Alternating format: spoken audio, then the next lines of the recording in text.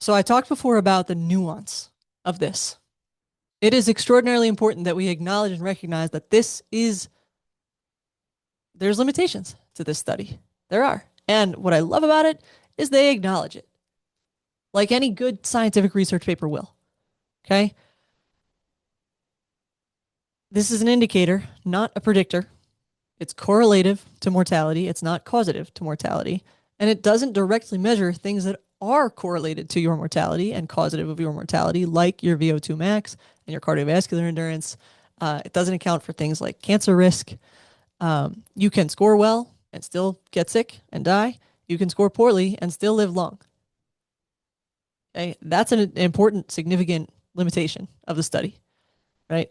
Um, this study excluded people with mobility impairments, people who had severe balance issues. It was skewed towards healthier populations. In the study, they acknowledged the people who selected to do this were like generally interested in their health.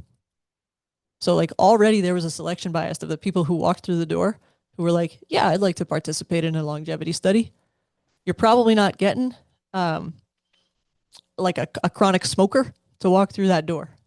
You're probably not getting people who don't care about their health walking through that door. So there was clearly a selection bias in this study. And again, they acknowledge it, which I love them for. Um, there's a cultural and a habit bias, right? Brazil is a developed country, but we have to account for the fact that like maybe they walk more than an American does, or maybe they sit differently than Europeans do, or maybe they eat differently than other parts of the world. So there's certainly a cultural bias to this that they looked at Brazilians who live in Rio de Janeiro and not remote parts of Brazil and not underdeveloped parts of the world. Okay, there's certainly a cultural bias to this, um, and it just reflects like movement exposure. Um, we often in the United States are like trained for chairs. We are. We spend most of our time sitting. We spend most of our time sitting in one position, and that we're paying for it in a lot of different ways. And one of them is we are not using it, so we lose it. Okay. Um, it also doesn't tell us why we might score low, and this is why you need a professional to look at you and watch you do it, because they're going to be able to tease out what's going on that's making you have a low score. So it could be a mobility issue. A lot of folks won't have adequate mobility in their feet or their ankles or their knees or their hips to even get into that position. Some of it could be a strength issue, right? Of you do have the capacity to get into those ranges, but your muscles are not strong enough in that range to move you out of it. Okay.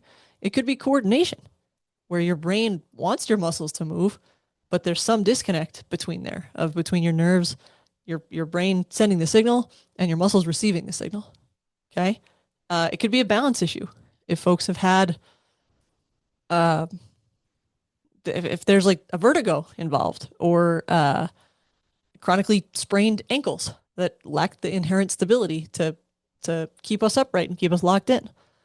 There could be pain associated with that movement. And anytime your body's in pain, it kind of sends out alarm signals of like, this isn't a good idea.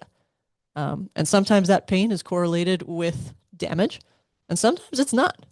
And we have to be sensitive to that nuance that's there, right? It doesn't take into account like certain safety concerns, right? If folks are high fall risk or really frail, you certainly shouldn't do this if you don't feel comfortable and you're not supervised to do it. And another kind of fault to the study is we don't always know why. We talked about this a minute ago, why low scores are correlated with mortality.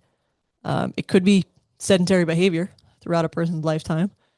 It could be neuromuscular decline. It could be lack of variability and capacity of movement throughout their life. Or as they get older, they just stop doing things. Right? We all know people who retired and just stopped moving. And as a result, their quality of life decreased significantly.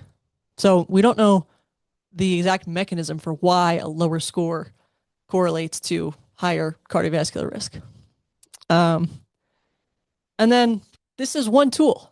We have to understand that. I'll do a whole nother series on the tests of vitality, I call them. There's things like walking speed and grip strength and sit to stands from a chair. that do a good job of predicting not exactly this, but things that are close to this.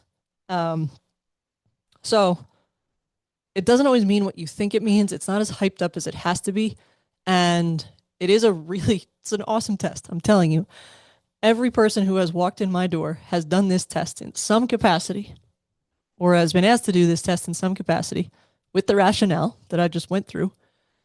And I've done it every single day. Just about at least 4 times a week. I'm up and down off the ground, and I intend to do it until the day I die. And I know that if I can do it until the day I die, I'm going to have a really good quality of life. Right? Number one, because I'll have that confidence to know that I could beat gravity. And number two, because if I stay strong and mobile, there's going to be a lot of things I'm able to do. And if I lose that strength and that mobility, I'm going to miss out on a whole lot of cool stuff as I get older. And I don't want to do that. I don't want to do it to myself or my husband or my parents or my kids or my grandkids. Don't want to do it. Right?